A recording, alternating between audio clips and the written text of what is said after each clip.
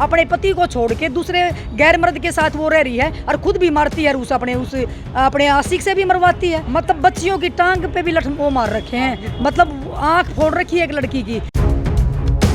अगर ऐसा थाना प्रभारी अगर हमारे पानीपत में लगा हुआ ना तो भाई ये हमारा ही दुर्भाग्य है, फिर कैसे न्याय मिलेगा। बच्ची ये कह रही है कि मेरी माँ ये कह रही है मैं तुम्हारे को छोड़ दूंगी लेकिन इसको नहीं छोड़ूंगी, ये बच्ची के मुंह से ये बात है। उसके बाद भी पुलिस कोई कार्रवाई नहीं करी। अब की लड़ाइयाँ लड़ती हूँ मैं दिन रात इन बच्चियों के लिए, और आज 2 बच्चियों को इतने बुरी तरीके से पीट रखा है, मतलब हमारा प्रशासन सो रहा है। पानीपत का एक ऐसा मामला जिसे सुनकर और देखकर आपकी भी आंखें नम हो जाएंगी, और एक ऐसी मां पर गुस्सा भी आएगा जो अपने आशिक के प्रेम में इतना पागल हो गई जिसने अपने बच्चों के बारे में नहीं सोचा। अपने प्रेमी के लिए उस मां ने अपने बच्चों के साथ अमानवीय व्यवहार किया, न सिर्फ उन्हें मारा बल्कि किसी गर्म चीज से उन बच्चों को जलाने की कोशिश की, जिसकी तस्वीरें हम आपको नहीं दिखा सकते हैं। ये तस्वीरें आपको विचलित कर सकती हैं। बता दें कि महिला की 2 बेटियां हैं, उसने अपने पति को छोड़ रखा है और अब अपने प्रेमी के साथ रह रही है, और ऐसे में लिव इन में रह रही इस मां ने, या यूं कहें कि कलयुगी मां ने अपने दोनों बेटियों के साथ ऐसा व्यवहार किया जिसने हर किसी को झकझोर कर रख दिया। वहीं जब दोनों बेटियों ने अपनी मां के प्रेमी के साथ रहने से मना कर दिया और कहा कि वो वापस अपने पापा के पास जाना चाहती हैं, तो मां ने बेटियों से कहा कि वो अपने प्रेमी को नहीं छोड़ सकती है, जिसके बाद उसने अपनी सारी हदें पार कर दी।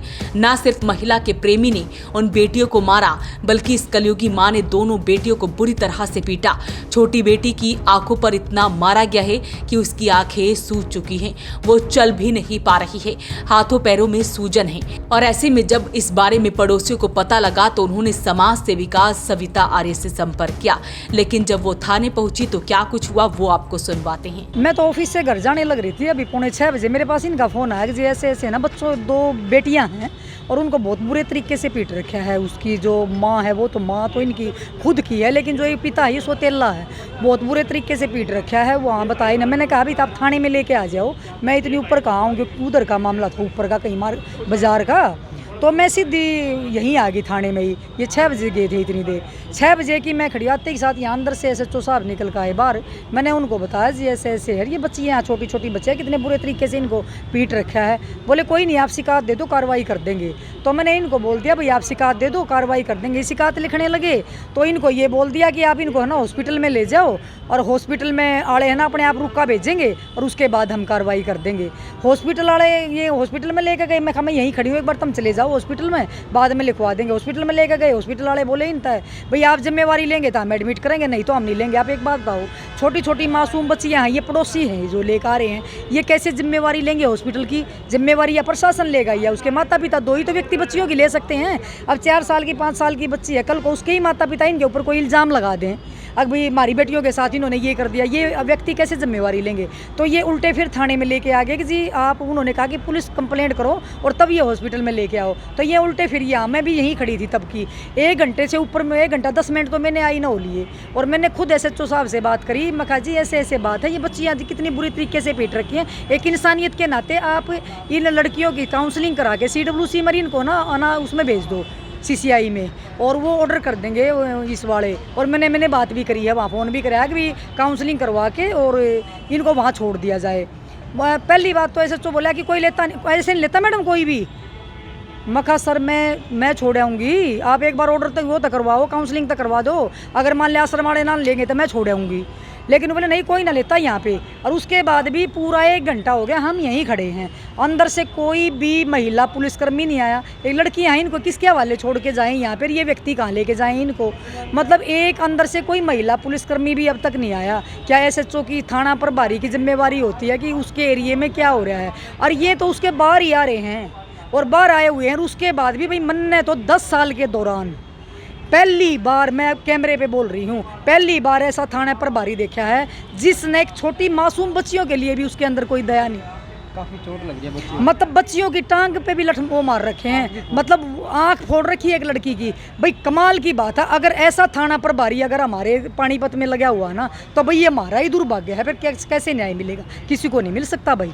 मतलब एक उसकी इतनी भी उसको मतलब इतनी भी दया भावना जब एक थाना प्रभारी के अंदर नहीं है कि भाई इस बच्चियों को लेके भाई इंसानियत ये थी कि जैसे ही लेके ये आए थे, मेरे से पहले ये लेके आ लिए थे, जैसे ही ये लेके आए थे, लेके आने के बाद तुरंत अंदर से महिला पुलिसकर्मी बुलाते, गाड़ी में बिठाते और तुरंत हॉस्पिटल में लेके जाते। देखो इंसानियत तो थी ये, लेकिन उसके बावजूद भी एक थाना प्रभारी की गैर जिम्मेदारी जो मैंने देखी है, शायद 10 साल में मैंने पहली बार देखी है, जिसने कोई भी महिला पुलिसकर्मी अब तक बाहर देखने के लिए भी नहीं भेजी।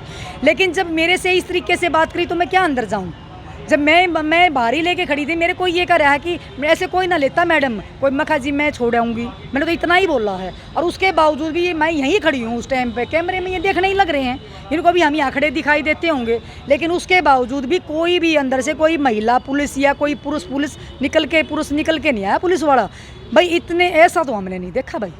इसका मतलब है, अब मेरे को एक बात हो, 10 साल पहले मैं इसी मासूम बेटियों के लिए, न्याय के लिए लड़ाई लड़ने के लिए समाज में आई थी। मैंने अपना तन मन धन सब कुछ न्यौछावर कर रखा है इन बच्चियों के लिए, इनकी लड़ाइयाँ लड़ती हूँ मैं दिन रात इन बच्चियों के लिए। और आज 2 बच्चियों को इतने बुरी तरीके से पीट रखा है, मतलब हमारा प्रशासन सो रहा है। मैंने खुद DSP साहब से भी फ़ोन कराया, मैं कहा जी ऐसे बात है और ये बोले मैं बोलता हूँ, उसके बावजूद भी कोई पुलिसकर्मी अब तक ये देख नहीं रहा। बताओ। तो ऐसे में समाज सेविका सविता आर्य ने बताया कि जब वो यहाँ पहुंची तो देखा कि इन बच्चों की यहाँ पर सुनवाई नहीं हो रही, ना ही कोई महिला पुलिसकर्मी यहाँ पर थी और ना ही इन बच्चों को एक बार भी पुलिसकर्मियों द्वारा देखा गया।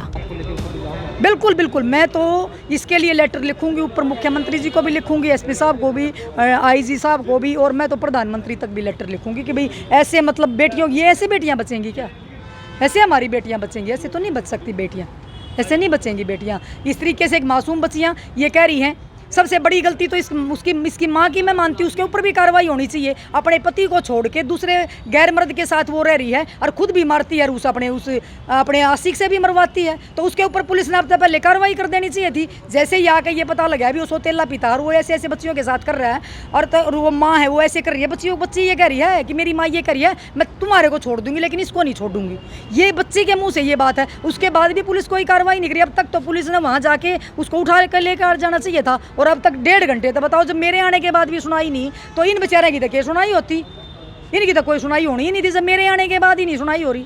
और भाई मैं सच में कह रही हूँ, कैमरे के सामने मैं कह रही हूँ, मैंने तो मतलब 10 साल के दौरान, भाई मैं दोबारा फिर कह रही हूँ, भाई ऐसा मतलब जिसके अंदर दया ही नहीं बच्चियों के लिए, ऐसा थाना प्रभारी मैंने पहली बार देखा। ये चाहे हमारा दुर्भाग्य लगा लो, चाहे हमारा भाग्य लगा लो। तो ऐसे में एक माँ इस हद तक कैसे गिर सकती है जो अपने प्रेमी के लिए 2 बेटों के साथ ऐसा व्यवहार उसने किया है।